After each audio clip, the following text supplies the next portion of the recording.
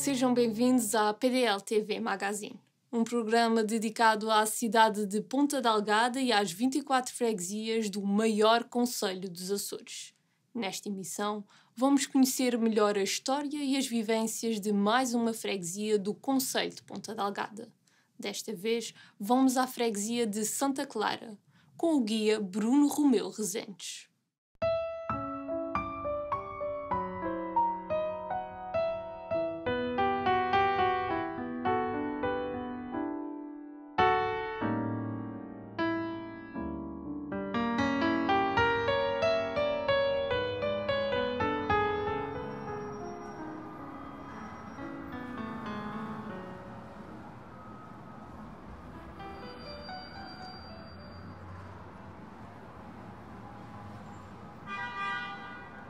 Bom dia, o meu nome é Bruno, eu sou guia intérprete aqui da região autónoma dos Açores e hoje nós estamos aqui na freguesia de Santa Clara, uma freguesia que faz parte aqui do concelho de Ponta Delgada e também uma das freguesias mais jovens dos Açores.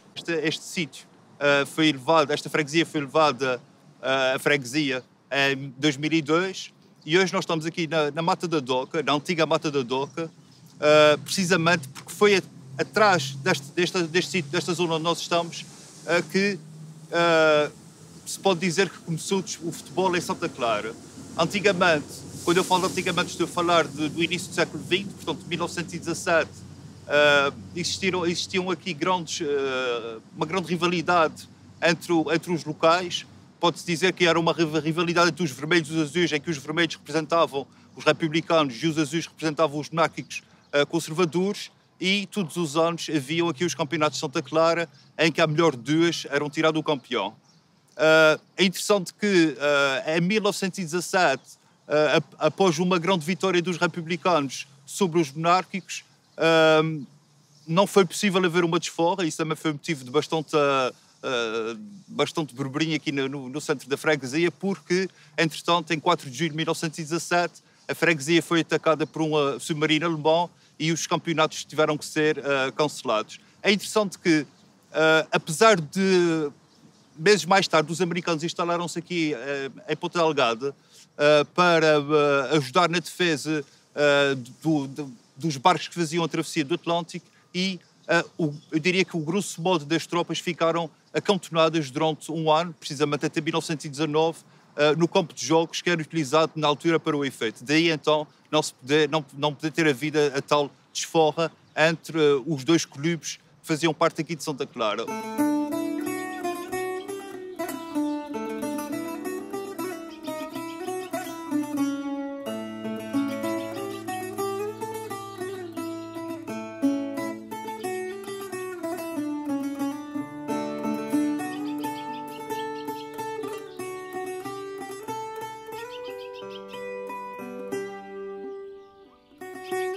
Esta zona onde nós estamos neste momento, eu estou em frente precisamente ao antigo castelinho, que era uma antiga fortificação para defender aqui a zona costeira de Ponta Delgada.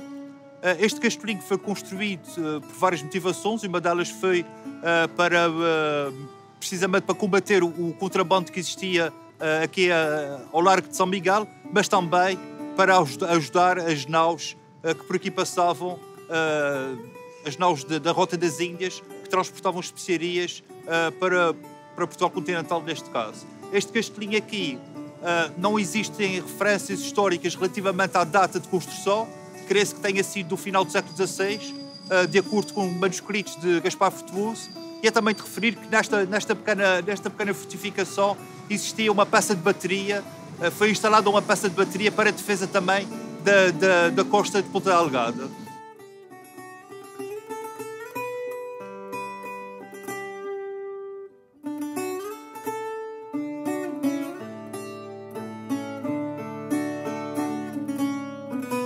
Em 1942, abateu-se uma forte tempestade sobre o molho de Ponta Delgada e o resultado dessa tempestade portanto, resultou na destruição do antigo farol que existia no molho de Ponta Delgada.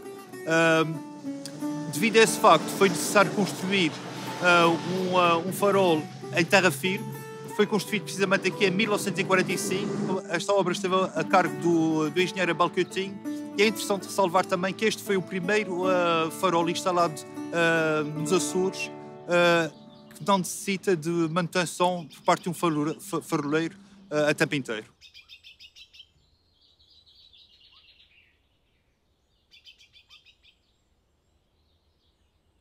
Existe uma personalidade da qual nós não podemos fugir, que é o padre Fernando de Vieira Gomes, que é precisamente um dos párocos que eu diria mais importantes da história de Santa Clara, talvez o mais importante, porque ele também foi o pároco que teve há mais tempo à frente desta freguesia, entre 1949 e 2002, que foi precisamente o ano da sua morte, e durante este período em que ele foi pároco, ele pode-se dizer que foi um lutador pelos santaclarenses. Foi ele também que fez com que incutisse o bichinho de levar Santa Clara à freguesia, e foi ele que levou o curato desta igreja para a paróquia de Santa Clara.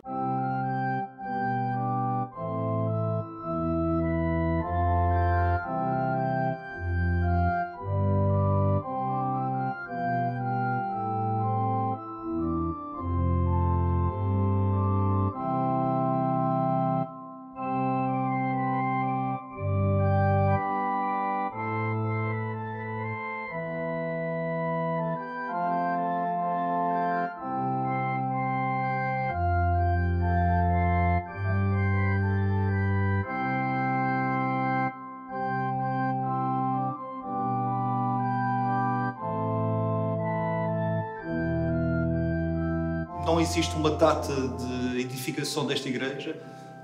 Pensa-se que tenha sido por volta de 1520, quando da vinda das primeiras pessoas que vieram para esta zona aqui de Santa Clara. Esta ermida, apesar de não existe também uma certeza sobre a sua localização exata na altura, pensa-se que tenha sido nesta zona aqui, em sequência de uma porta que existia do Castelinho, que vinha dar esta zona. É muito interessante que Santa Clara, durante muito tempo, não teve uma igreja de acordo com a população, tendo em conta que Santa Clara, em 1586, existe um aumento desta paróquia, praticamente a população dobrou, e após esta medida foi dado início à construção de uma outra igreja que chegou a ser construída no Largo de Sena Freitas. Esta ermida volta para aqui já no final do século presente, quando a expulsão dos franciscanos uns séculos um pouco antes, e então foi desanexada de São José e passou para aqui, para a zona de Santa Clara.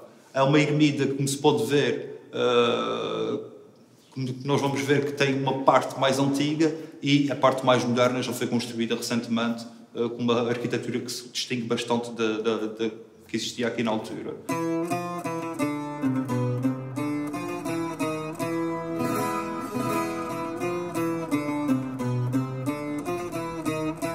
A Rotunda da Autonomia é um sítio bastante emblemático, mas é interessante que muitas pessoas normalmente associam sempre a Rotunda da Autonomia à nossa autonomia, que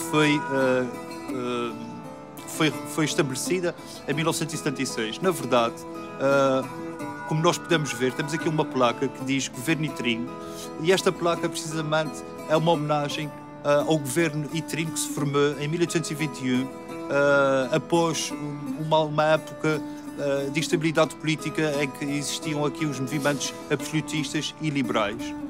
É interessante também que numa fase mais contemporânea, esta rotunda foi inaugurada a 26 de julho de 1992 e simboliza a luta do povo do arquipélago e dos miquelenses, em particular, por uma crescente autonomia da região face ao continente. Se nós olharmos à volta da rotunda no chão, vamos encontrar escrito o nome de cada ilha, e podemos ver também que cada palmeira representa uma ilha dos Açores.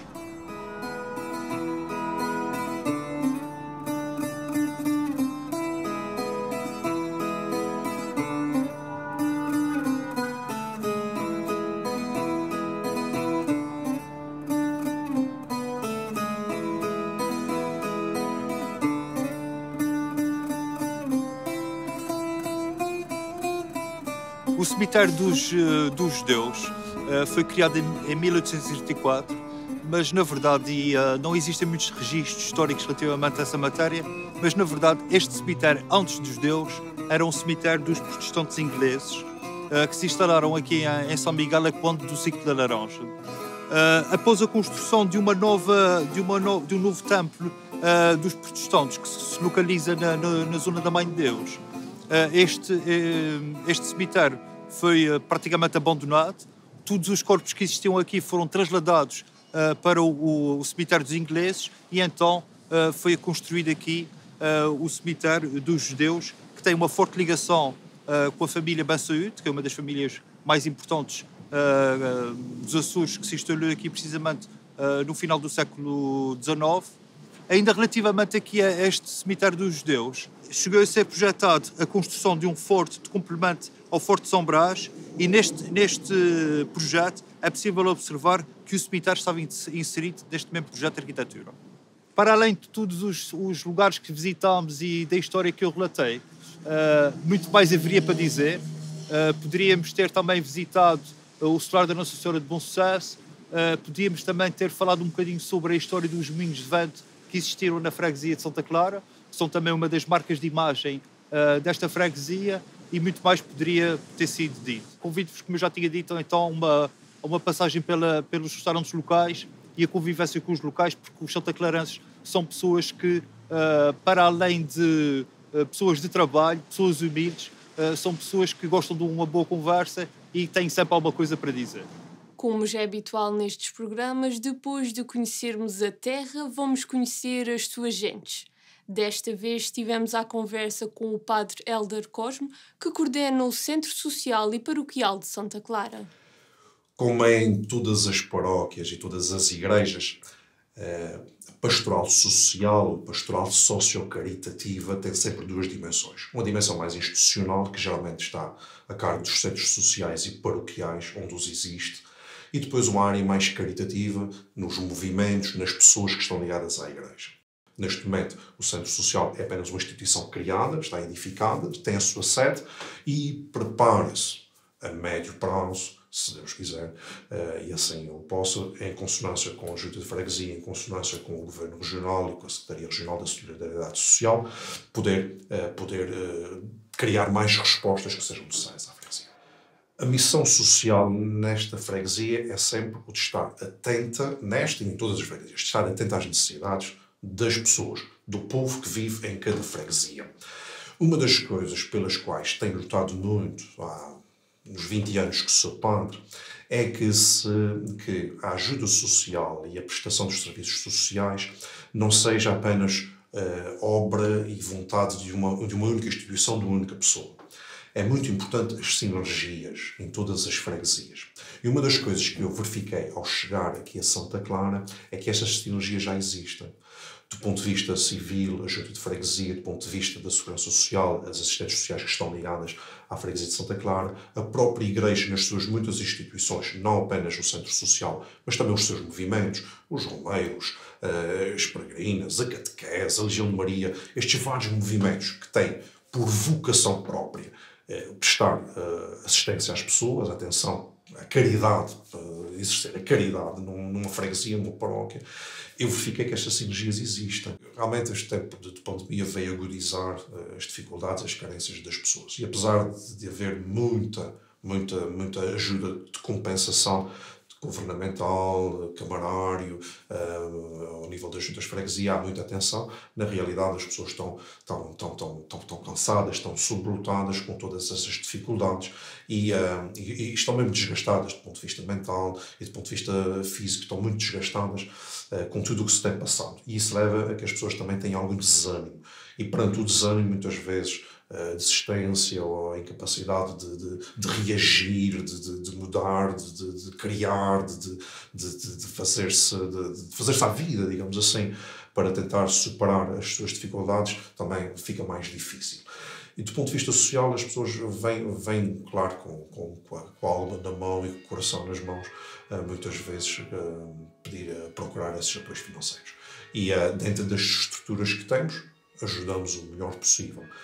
Ao nível da paróquia, da igreja, os grupos paroquiais têm um acompanhamento quase mensal de muitas famílias desta paróquia, desta freguesia, no sentido do apoio, de cabazes, de alimentos, quase mensal. E depois, juntamente com a junta de freguesia e com a assistência social, nós temos nestes tempos fortes, regulares.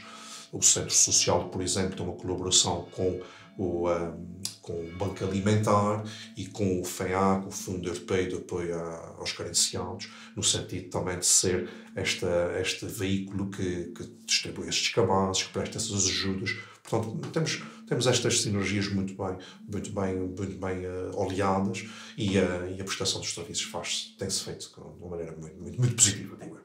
Claro que nós temos consciência das nossas responsabilidades, das nossas limitações. Lembro de um professor meu que dizia que nunca conseguiríamos salvar toda a gente. Mas, na verdade, custa-nos muito dizer que não é? E faz parte dessa minha maneira de ser, e julgo que da grande maioria dos sacerdotes, e de todos aqueles que estão descomprometidamente, de coração aberto nesta área social, porque não nos esqueçamos que muita gente que funciona nos centros sociais paroquiais, direções, nos vários institutos, movimentos e associações que estão ligadas à igreja, são voluntários. E estão lá por amor à camisola, por gostar mesmo e por amar, dar voz a esta gente que não tem voz, a estas pessoas que não têm voz, e poder suprir algumas das suas necessidades, não apenas necessidades materiais, não apenas necessidades alimentares, mas muitas vezes necessidades que são necessidades pessoais, individuais, necessidades espirituais quase. Pessoas que estão muito sós, muito abandonadas, muito tristes, muito desanimadas, e poder ter pessoas que, só porque sim, querem dar alguma coisa a esta gente, quer animá-las, quer puxá-las para fora do seu marasmo, da sua tristeza. Só isso é extremamente motivador, e o encolhimento de todos aqueles que amam imenso esta vontade de ver as pessoas mais felizes do que neste momento o mundo e a natureza o permitem. Como o saber não ocupa lugar, vamos agora para a nossa rúbrica Sabia Que? A PDL TV Magazine irá trazer mais uma curiosidade sobre o nosso concelho, que hoje será dedicada à freguesia de Santa Clara. Sabia que o farol de Santa Clara esteve instalado desde 1886 até a década de 40 na Torre de Belém, em Lisboa? Seguimos agora para mais um momento cultural com a nossa sugestão de leitura da semana numa das livrarias da nossa cidade. A Imprensa Nacional, em conjunto com a Companhia das Ilhas, tem-nos dado à estampa todas as reedições da obra de Vitorino Másio. Esta aqui é o segundo volume da poesia, que superintende a poesia produzida por Vitorino Másio, este grande nome da literatura nacional e também o grande ícone dos Açores, muito conhecido pelo Mata no Canal, mas acima de tudo como poeta.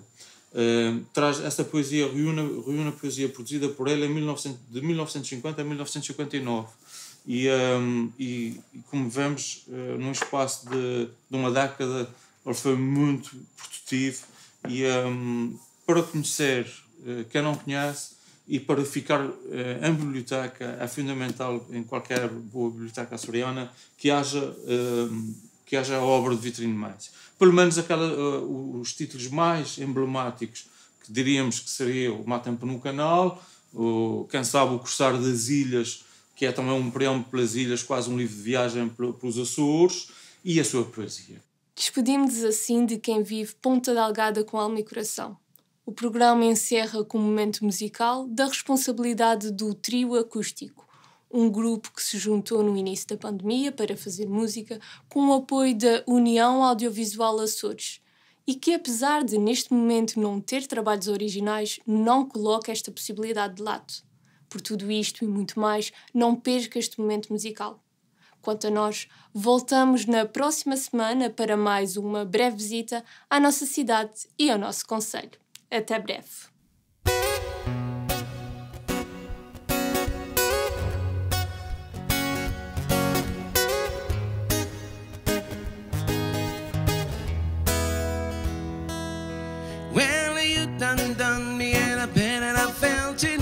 try to be chill, but just so hard that I melted. I fell right through the cracks.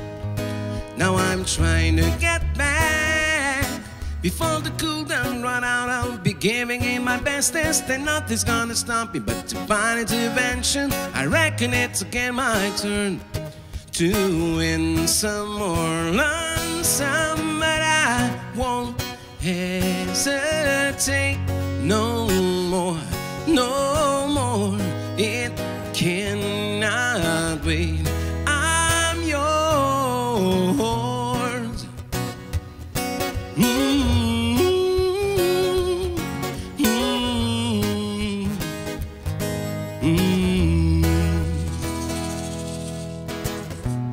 Open up your mind and see like me.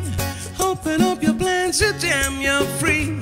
I look into your heart and you find love, love, love, love. Listen to the music of the moment, people dance and sing. We're just one big family, and it's our God-forsaken right to be loved, love, love, love, love. So I won't hesitate no more, no more. It cannot wait. I'm sure there's no need to complicate. Our time is short. This is our faith. I'm yours. Don't you want to come on? Scooch all over closer, dear, and I will leave where you're here. To be ba ba ba ba. Whoa, whoa, oh, oh, oh, oh, oh, oh, oh.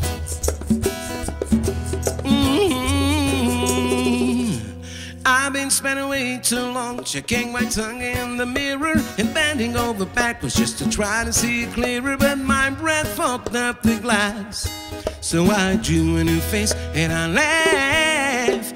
I guess of what I'm saying, that ain't no better reason to rid yourself of vanities and just go with the seasons. It's what we aim to do.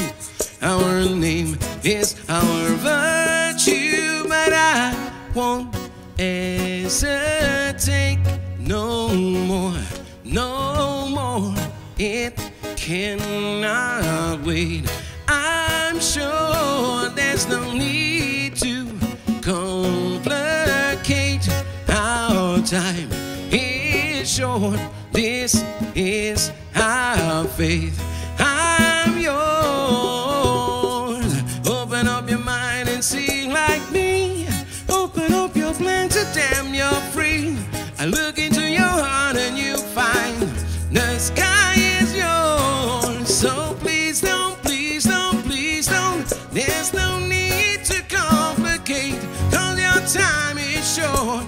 This is our fate. I'm yours. Drapane.